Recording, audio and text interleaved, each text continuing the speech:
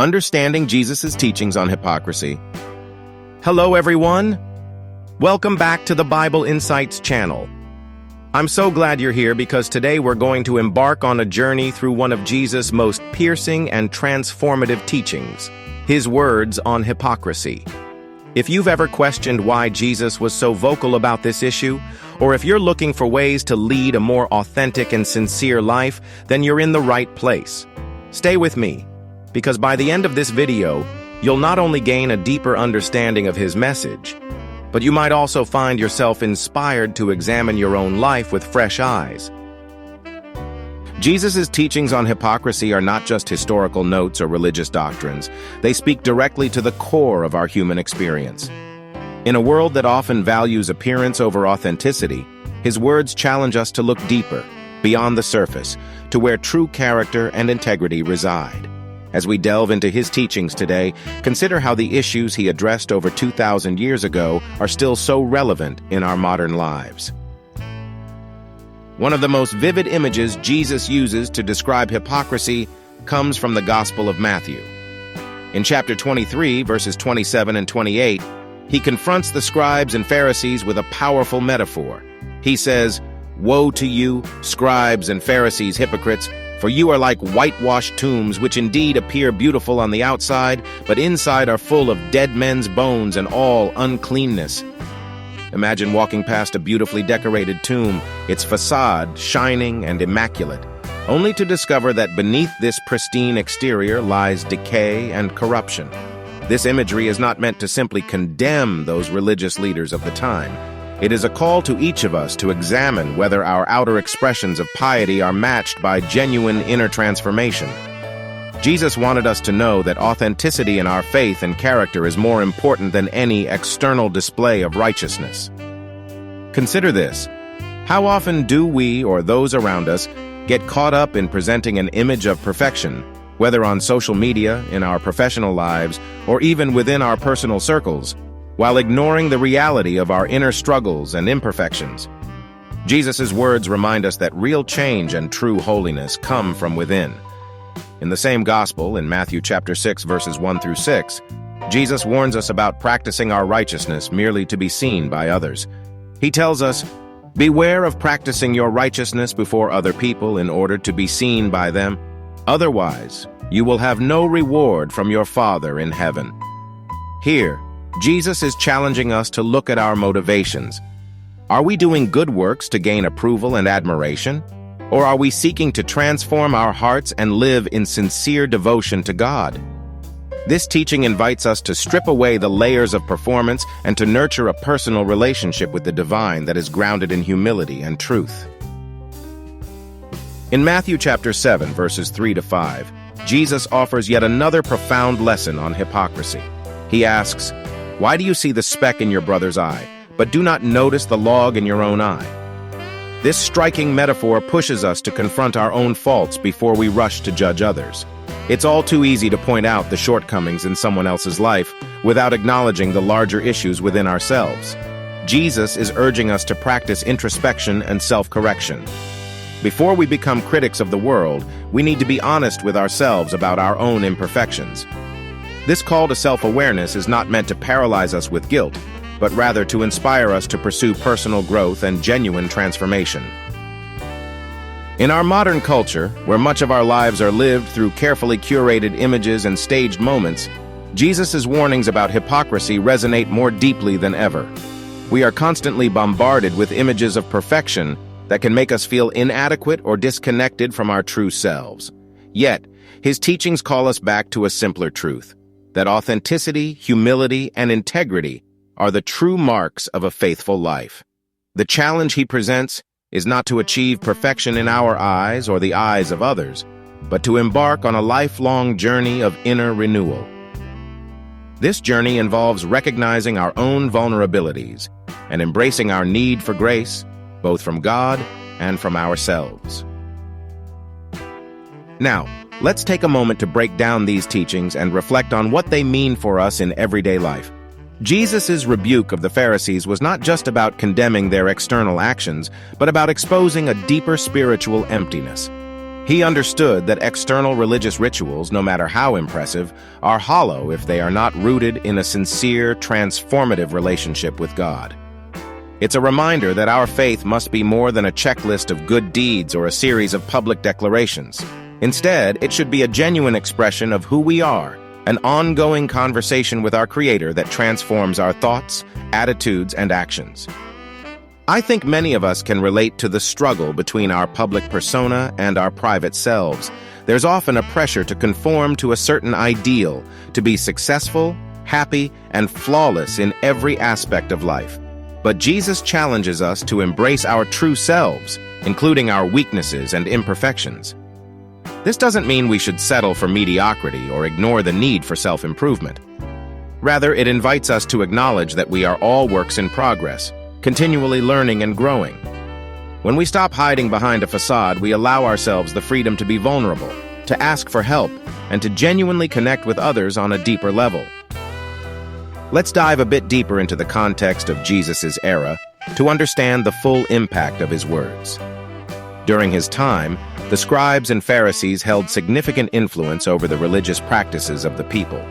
They were seen as the custodians of tradition and law, yet many of their actions were driven by a desire for social status and power rather than a sincere commitment to God.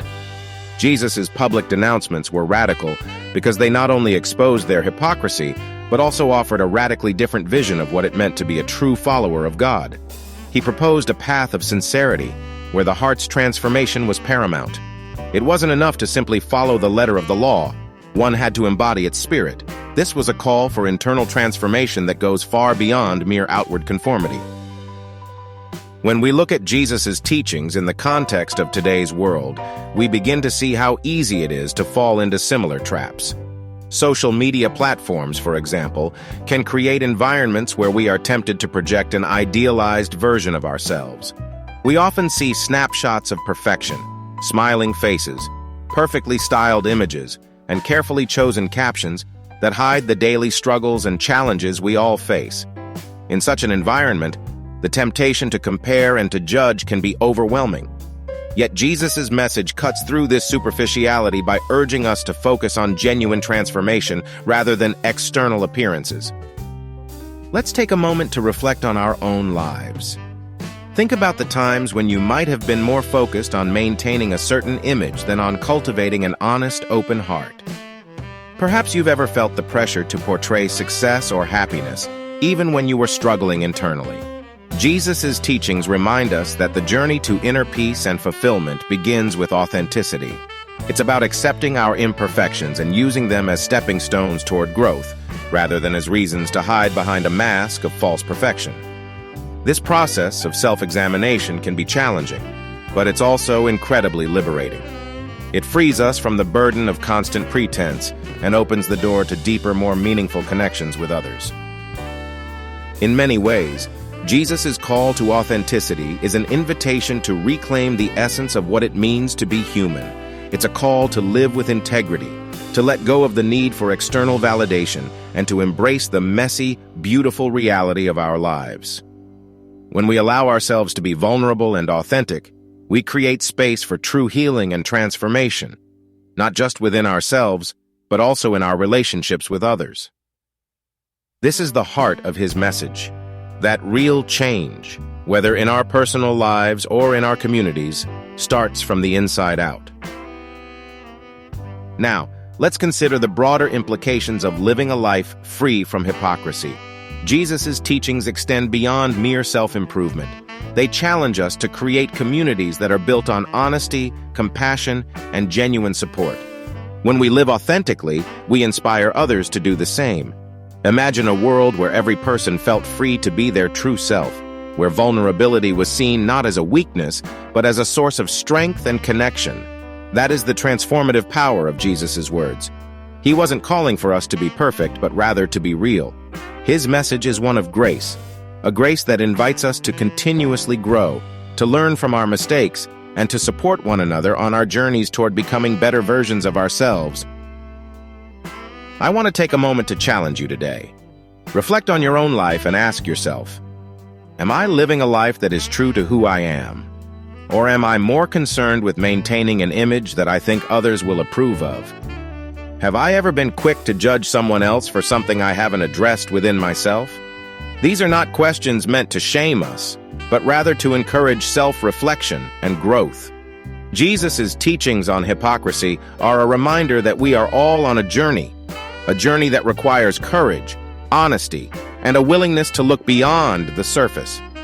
When we confront our own shortcomings with humility, we open ourselves up to a more profound and liberating way of living. In these moments of quiet reflection, we can sense the enduring relevance of Jesus' words. His teachings on hypocrisy remind us that transformation is not a one-time event, but a continuous process. It is a journey of shedding the layers of pretense and embracing a life that is rooted in genuine love, humility, and self-awareness. As we navigate the complexities of our daily lives, let us strive to live in a way that honors our true selves and the divine spark within each of us. This is the path to inner peace, a path that Jesus illuminated with his timeless wisdom. Jesus' call to authenticity is not just a religious directive, it's a universal message that transcends time and culture. Whether you identify with a particular faith or are simply seeking a more meaningful way to live, his words offer a guidepost for navigating the complexities of modern life.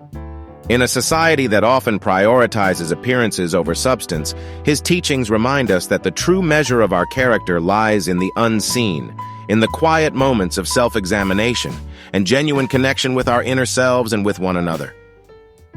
If today's exploration of Jesus' teachings on hypocrisy has sparked something in you, if it has challenged you to look inward and question the ways you may be conforming to external expectations, I invite you to take the next step with us. Please hit the like button if you found this message meaningful, and subscribe to your channel name for more deep dives into scripture and life-changing lessons. Share this video with anyone you know who might need a reminder to embrace authenticity and to live with integrity.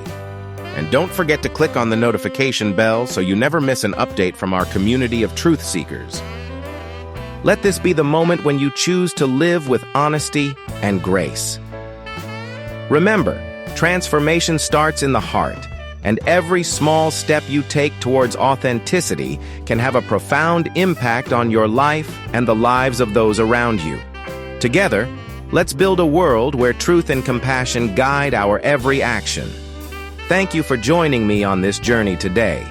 This is the Bible Insights channel, and until next time, keep striving to be real, keep shining your light, and most importantly, keep growing in faith and love. Thanks for watching.